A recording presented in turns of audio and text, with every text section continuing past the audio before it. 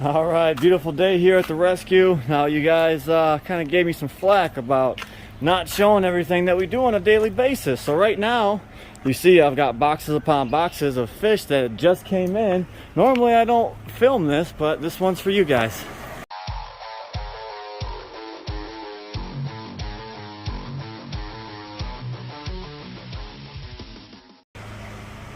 All right, so you see we took the Ultima 2 filter off the back pond. That's going to be going on a 3000. We got this 450 inside. Big old mess. We got the 580 sitting empty here. But over here in the quarantine, Tigrinus goonch. Now these guys just showed up. They are floating on top of the water now. We've got a red shoulder sevrum. We've got silver dollars. There's a tiger silver dollar, flagtail. Over here we've got big frontosa, thinking that is the Zaire, so he'll join the community. Flagtail will go in the other Bellagio. This red sevrum over here will join the Bellagio along with this leaf fish. Back here we have, this is a true Parrot Cichlid. He will join the 750. Now wait a minute, there's one more. This guy, this is a Cactus Pleco, I do believe this is a 3-point. Once he gets his color back, I will be able to tell, but I am not a huge Pleco guy, so I might send this off to a few of my experts just to identify this guy just in case. And then down here we've got a 2-foot or so Niger, or a Ripsaw, Oxydorus Niger catfish. Tarashuki cat, they have a bunch of names. They are awesome, but you do have to be careful. They have these big sharp bones on the side that can rip you open, but these guys are gentle giants, so I am going to get these guys acclimating and into their new home. Alrighty, now that we got the fish acclimating, I've got these guys floating. I added a little bit of water into them. You guys can get a little bit better picture. There's a green shoulder sevrum. This is a scarlet pleco. There's a chocolate cichlid back there. You got a flagtail and a tiger silver dollar, the red sevrum, and a Zaire frontosa there. And of course, the Niger catfish. But we are here with his owner. He just drove in all the way from Pittsburg, Pennsylvania. He drove all the way here to make sure his fish went to a good home. Go ahead and state your name and tell us a little bit of why you got rid of your fish and why you chose us. Well, I'm from Pittsburgh. My name's Ed Bittler. I've been at Aquarius since 2003, both salt and fresh, more so fresh, last so many years. I had a 225-gallon tank and raised a lot of these fish from little small fish in a smaller tank. And after being in the business, being in the Aquarius for 18 years, they become part of you. The fish have personalities, and people tend to want to make fun of it. Hey, fish are dumb, fish aren't smart. But no, the reason I brought them out, it was we're going through some changes at home and needed to make a little room. My job's a little more time-consuming, but I didn't want to take them to a fish store. Fish stores will sell them to just anybody to make a buck, and then they end up with a novice aquarist, doesn't know what they're doing, and you put all the time and effort and money into it, and they end up dying. So I did a lot of research, and through the fish store I found Ohio Fish Rescue. And let me tell you guys, this place is amazing. Amazing what they've done here. Like if you take a road trip, come out, check it out. They've got fish of all different kinds, sizes of tanks. Like it's better than any aquarium in a zoo. Yeah, it's I can't say enough about it. I'm so happy to have them out here. I have one here that started out 6 inches. He's now probably pushing almost 2 feet. And he was sold to you as a prehistoric pleco, right? Yeah, and it was just started growing and growing. It just kept growing. He's still growing. And in the 225, he just didn't have the room. It wasn't fair to him, so made the decision to bring them all out into a good home where they're going to live a long, healthy, full life here. So if you have any fish, bring them out. Like if you guys are thinking about getting rid of them, don't run them to the fish store. Make it easy. Take the trip. It's well worth it. Or call them, they'll make arrangements maybe to help you out one way or the other. But just contact them first before you make a decision. Awesome. Great place, guys. Well, we appreciate the kind words.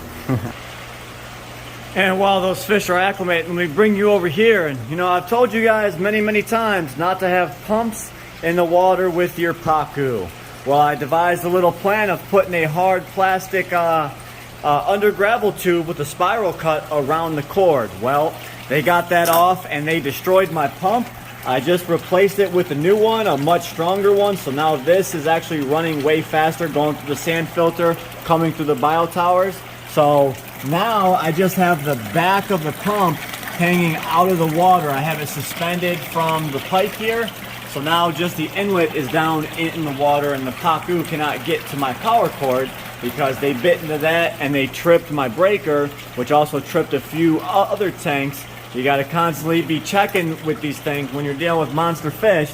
So my tank got a little bit cloudy here, but it is all back up and running. We got some awesome flow out of this filter once again, and I modified it to where we don't make that same mistake twice. I thought I was okay with my my guards, but you know, Big Betty's pretty massive in here, so I just wanted to share that a little bit with you guys, and I'm just taking you along with my ride. But let's go over here and I will show you guys these fish once they go into their quarantine tank.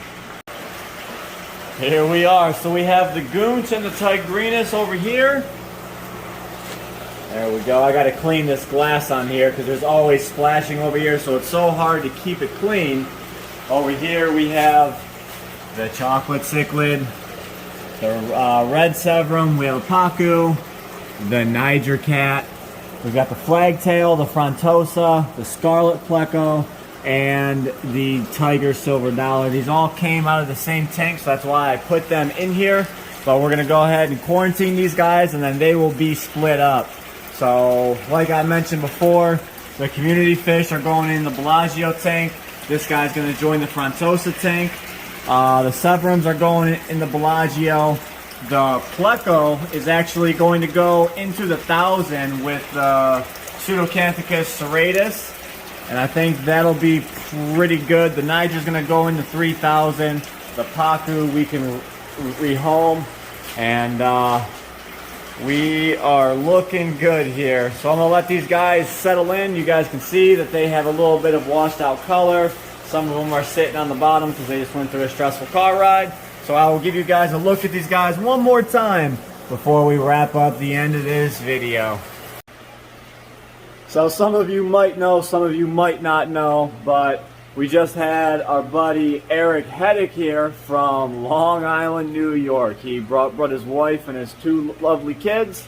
It was great having him here, and while Eric was here, he convinced me to do some more work. And we were just trying to enjoy the time here with all of our fishing family here for the weekend, but he got me to get the jackhammer out. We busted up the cement around that drain. He actually helped me fix that drain because that is what he does for his day job. He's a plumber, and that's what he does. So we got in there, we got dirty, we fixed the drain. So here's a little bit of a clip from that as well.